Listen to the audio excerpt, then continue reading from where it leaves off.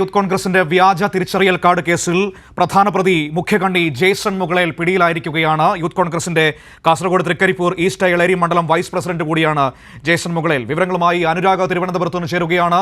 അനുരാഗ, ഈ കേസുമായി ബന്ധപ്പെട്ട ഏറ്റവും പ്രധാനപ്പെട്ട ഒരു സംഭവമാണ് ഇപ്പോൾ ഉണ്ടായിരിക്കുന്നത്. മുഖ്യകണ്ണിയായ ജെയ്സൺ മുകളേൽ തൃക്കരിപ്പൂർ ഈസ്റ്റ് എളേരി യൂത്ത് കോൺഗ്രസ് മണ്ഡലം വൈസ് പ്രസിഡന്റ് കൂടിയാണ് ഇയാളുടെ കമ്പ്യൂട്ടർ സ്ഥാപനത്തിൽ വെച്ചല്ലേ ഈ കാർഡ് ആപ്പ് നിർമ്മിച്ചതും മറ്റു നടപടികളും ഒക്കെ ഉണ്ടായതും? അനുരാഗ്, തീർച്ചയായും CR കാർഡ് എന്ന ആപ്ലിക്കേഷൻ ഉപയോഗിച്ചാണ് വ്യാപകമായി വ്യാജ തിരിച്ചറിയൽ കാർഡുകൾ നിർമ്മിച്ചത്. അത് കാസർഗോഡ് കേന്ദ്രീകരിച്ചാണ് തുടങ്ങിയതെന്നും അവിടെ വ്യാപകമായി തന്നെ ഇത് നിർമ്മിച്ചിട്ടുണ്ട് എന്ന് കണ്ടെത്തിയിരുന്നു. അങ്ങനെയാണ് ഇതിൽ നേരത്തെ തന്നെ ഇയാളുടെ സഹായി കൂടിയായ രാകേഷ് ആനന്ദിനെ പോലീസ് പിടികൂടുകയും ചെയ്തിട്ടുണ്ടായിരുന്നു. ഇതിന് പിന്നാലെയാണ് ഇപ്പോൾ ജെയ്സൺ മുകളേൽ കൂടി പോലീസ് സ്റ്റേഷനിൽ, തിരുവനന്തപുരം മ്യൂസിയം പോലീസ് സ്റ്റേഷനിൽ കീഴടങ്ങിയിരിക്കുന്നത്. കോടതി നിർദ്ദേശമുണ്ടായിരുന്നു, സ്റ്റേഷനിൽ കീഴടങ്ങാനുള്ള നിർദ്ദേശമുണ്ടായിരുന്നു. ആ നിർദ്ദേശപ്രകാരം കീഴടങ്ങുകയാണെങ്കിൽ സ്റ്റേഷൻ ജാമ്യത്തിൽ അറസ്റ്റ് രേഖപ്പെടുത്തി സ്റ്റേഷൻ ജാമ്യത്തിൽ വിടണമെന്ന വ്യവസ്ഥയുണ്ട്. അതുകൊണ്ട് തന്നെ ഇപ്പോൾ അറസ്റ്റ് രേഖപ്പെടുത്തി അല്പസമയത്തേക്കും സ്റ്റേഷൻ ജാമ്യത്തിൽ വിടുമെന്നാണ് മനസ്സിലാക്കുന്നത്. എന്നാലും നേരത്തെ തന്നെ ഈ സംഭവത്തിൽ കുറ്റസമ്മതം ജെയ്സൺ നടത്തിയിട്ടുണ്ടായിരുന്നു. ആദ്യ ചോദ്യം ചെയ്യലാണ് ഇത്തരത്തിലുള്ള ഒരു കുറ്റസമ്മതം ഇയാൾ നടത്തിയിട്ടുണ്ടായിരുന്നത്. ഈ ആപ്പ് നിർമ്മിക്കാൻ എളുപ്പമായിരുന്നുവെന്നും ഇതിനുള്ള സാങ്കേതിക വിദ്യ താനാണ് പറഞ്ഞു കൊടുത്തത് എന്നുമായിരുന്നു ജെയ്സണിന്റെ മൊഴി.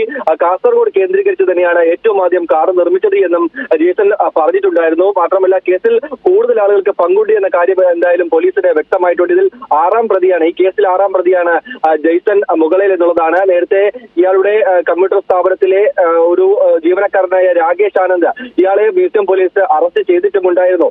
എന്നാലും മനസ്സൂചിപ്പിച്ചതുപോലെ തന്നെ കേസുമായി ബന്ധപ്പെട്ട് ഏറ്റവും നിർണായകമായ സംഭവം തന്നെയാണ്. കാരണം ഇയാളുടെ അറസ്റ്റിലുമായി ബന്ധപ്പെട്ട് ഇനി കൂടുതൽ പ്രതികളിലേക്ക് എത്താൻ സാധിക്കുമെന്നുള്ളത് തന്നെയാണ്. ഇയാളുടെ മൊബൈൽ ഫോൺ കേന്ദ്രീകരിച്ചാൽ അടക്കമുള്ള ഒരു അന്വേഷണം അത് കൂടുതൽ പ്രതികളിലേക്ക് എത്താൻ സഹായിക്കുമെന്നുള്ളത് തന്നെയാണ് ഈ ഘട്ടത്തിൽ മനസ്സിലാക്കാൻ സാധിക്കുന്നത്. തീർച്ചയായും ഇപ്പോൾ അനുരാഗ് പറഞ്ഞതുപോലെ നേരത്തെ ഈ വിഷയത്തിൽ യൂത്ത് കോൺഗ്രസിന്റെ സംസ്ഥാന നേതൃത്വം അടക്കം വലിയ തോതിൽ ആരോപണ വിധേയരായി നിൽക്കുന്ന സാഹചര്യമുണ്ട്. രാഹുൽ മാങ്കൂട്ടത്തിനെയൊക്കെ നേരത്തെ ചോദ്യം ചെയ്യുന്നതടക്കമുള്ള സാഹചര്യങ്ങൾ നമ്മൾ കണ്ടതാണ്. ഇപ്പോൾ ഈ യൂത്ത് കോൺഗ്രസിന്റെ പ്രധാനപ്പെട്ട ഭാരവാഹി തന്നെ ഈസ്റ്റ് എളേരി എന്ന് പറയുന്ന അവിടുത്തെ മണ്ഡലം വൈസ് പ്രസിഡന്റാണ് ഈ ജെയ്സൺ മുകളേൽ.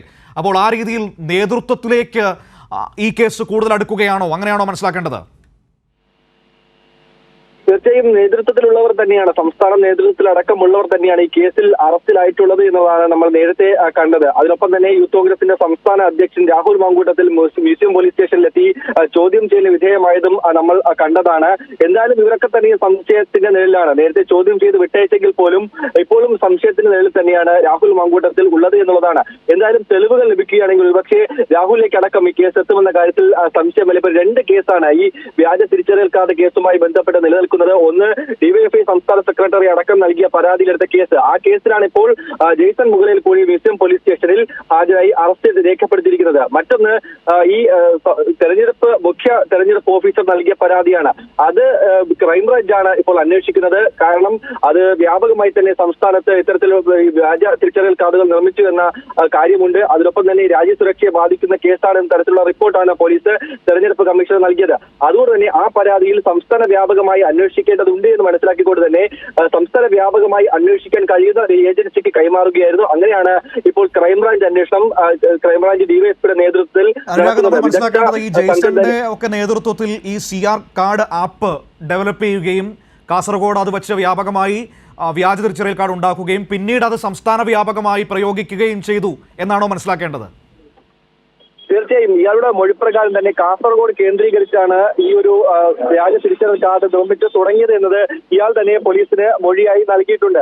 അതിനൊപ്പം തന്നെ ഈ CR കാർഡ് എന്ന ആപ്ലിക്കേഷൻ അത് നിർമ്മിച്ചതും അതിനുള്ള സാങ്കേതിക വിദ്യ പറഞ്ഞു കൊടുത്തതും ജെയ്സൺ മുകളേലാണെന്നുള്ള കാര്യം അദ്ദേഹം തന്നെ സമ്മതിച്ച കാര്യമാണ്. അങ്ങനെയാണ് കേസിൽ ആറാം പ്രതിയായി തന്നെ രേഖപ്പെടുത്തുകയും ചെയ്തത്. എന്തായാലും ഇപ്പോൾ മ്യൂസിയം പോലീസ് സ്റ്റേഷനിലാണ് ഈ പ്രതി ഉള്ളത്.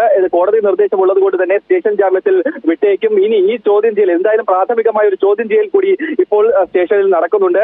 ആ ഇതിൽ കൂടുതൽ പ്രതികളിലേക്ക് അല്ലെങ്കിൽ കൂടുതൽ പേരുടെ വിവരങ്ങൾ ഇയാൾ കൈമാറുമോ എന്നുള്ളത് കണ്ടറിയേണ്ടതുണ്ട്. എന്തായാലും കൂടുതൽ സംസ്ഥാന നേതൃത്വത്തിലടക്കമുള്ള കൂടുതൽ പേർ ഇതിൽ പങ്കാളികളായിട്ടുണ്ട് എന്ന കാര്യത്തിൽ സംശയമില്ല. അതുകൊണ്ട് തന്നെ ഈ ചോദ്യം ചെയ്യലടക്കം ഏറെ നിർണായകമാവുകയും ചെയ്യുമെന്നുള്ള കാര്യമാണ് ഈ ഘട്ടത്തിൽ മനസ്സിലാക്കേണ്ടത്. എന്തായാലും ജെയ്സൺ മുകളേൽ ഇപ്പോഴും മ്യൂസിയം പോലീസ് സ്റ്റേഷനിൽ തന്നെ ഉണ്ട്. ഇയാളുടെ മൊബൈൽ ഫോണും മറ്റ് ഡിജിറ്റൽ തെളിവുകളടക്കം പരിശോധിക്കേണ്ടതുണ്ട്. ലാപ്ടോപ്പ് അടക്കമുള്ള കാര്യങ്ങൾ പരിശോധിക്കേണ്ടതുണ്ട്. അതിൽ മറ്റ് വിവരങ്ങൾ ലഭിക്കുമോ എന്നുള്ള കാര്യം കണ്ടറിയേണ്ടതുണ്ട്. ഏതായാലും അല്പസമയത്തിനകം മ്യൂസിയം പോലീസ് സ്റ്റേഷനിൽ നിന്ന് ഇയാൾ പുറത്തിറങ്ങും. അപ്പോൾ മറ്റു കാര്യങ്ങളിലേക്ക് ഏതായാലും കാര്യങ്ങൾ വ്യക്തമാവുകയും ചെയ്യും.